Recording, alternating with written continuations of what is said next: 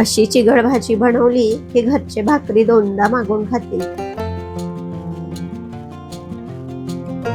कढईतले तेल गरम झाले की अर्धा चमचा जिरे घालायचे. जिरे चांगलं तडतडून द्यायचं. आता लसूण मिरची घालायची. मी इथे 7 ते 8 लसूण पाकळ्या आणि 2 हिरव्या मिरच्या खलबत्त्यामध्ये जाडसर बारीक करून घेतल्या. लसूण मिरची मंद आचेवर चांगली खमंग भाजून घ्यायची. एक बारीक चिरलेला कांदा घालायचा.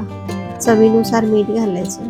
कांदा चांगला रंग बदलेपर्यंत भाजून घ्यायचा. कांदा चांगला भाजला आहे.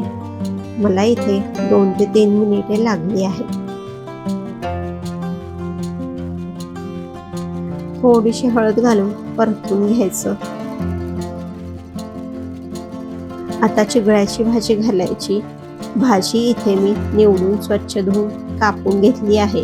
भाजीमध्ये बारीक खडे जास्त असतात, त्यामुळे कमीत कमी 2 ते 3 वेळा पाण्यामध्ये चांगली धुवून घ्या. 2 चमचे मूग डाळ 10 मिनिटापूर्वी मी पाण्यात भिजत घातली होती, ती घालते. मूग डाळ भिजवली की शिजताना ती लवकर शिजते. मूग डाळ घातल्यानंतर लगेचच 2 ते 3 मिनिटासाठी झाकून ठेवायचं, म्हणजे भाजी वाफेने खाली बसली जाते. हलवतानाही सोपं जातं, शिवाय पोषण तत्व टिकून राहतं. आता भाजी चांगली मिक्स करून घ्यायची.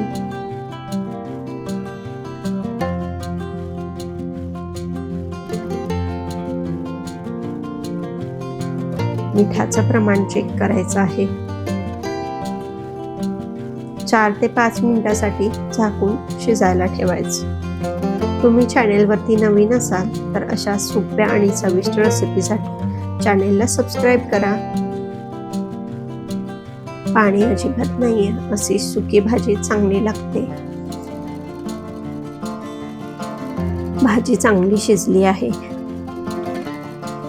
अशी चिगळ्याची भाजी भाकरीसोबत मस्तच लागते. या भाजीला बरीच नावं आहेत. तुम्ही या भाजीला कोणत्या नावाने ओळखता कमेंटमध्ये नक्की सांगा. भेटूया लवकरच. तोपर्यंत काळजी घ्या. घरच्यांसोबत स्वतःचीही.